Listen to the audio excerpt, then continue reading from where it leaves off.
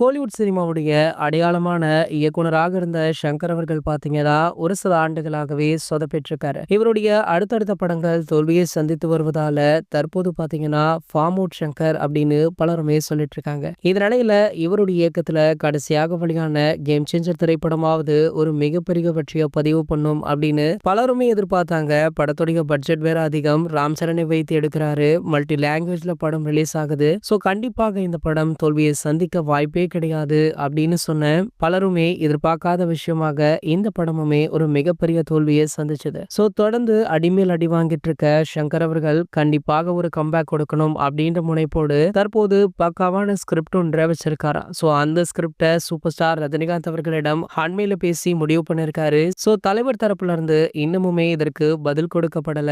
நம்ம ரஜினி சாரோ தற்போது கூலி படப்பிடிப்பை விறுவிறுப்பாக முடித்துவிட்டு அவருடைய அடுத்த திரைப்படமான ஜெயிலர் 2 படப்பிடிப்புல கலந்து கொண்டிருக்காரு. சோ இந்த படத்துடைய வேலைகள் கிட்டத்தட்ட 4-5 மாதங்கள் இவருடைய போர்ஷன் மட்டுமே இருக்கும். ஆகையால அதன் பிறகுதான் சங்கர் சார் படத்தை பற்றி இவர் யோசிக்கவே முடியும் அப்படின்ற நிலையுமே இருந்துட்டு இருக்கு. சோ அப்படி சங்கர் சாருடைய படத்தை நம்ம ரஜினிகாந்த் அவர்கள் ஓகே பண்ணிட்டா கண்டிப்பாக கம்பேக் உறுதி அப்படின்னு தலைவர் ரசிகர்களுமே தற்போது சமூக வலைதளங்கள்ல பேசிட்டு இருக்காங்க. சோ காரணம் என்ன அப்படின்னு பாத்தீங்கன்னா இவங்களுடைய காம்போல இதற்கு முன்னாடி வெளியான எந்திரன் 2.0, சிவாஜி போன்ற படங்கள் இந்திய சினிமாவுடைய மிகப்பெரிய ஹிட் படங்களாக அமைஞ்சிருக்கு. சோ ஆகையால இந்த காம்போ தோல்வியடைய வாய்ப்பே கிடையாது அப்படின்னு அடித்து கூட சொல்லலாம். இது போன்ற சினிமா செய்திகளை பத்தி நீங்க உடனே தெரிஞ்சுக்க நம்மளுடைய தலைவர் அப்படின்ற நம்ம சேனலை சப்ஸ்கிரைப் பண்ணிக்கோங்க.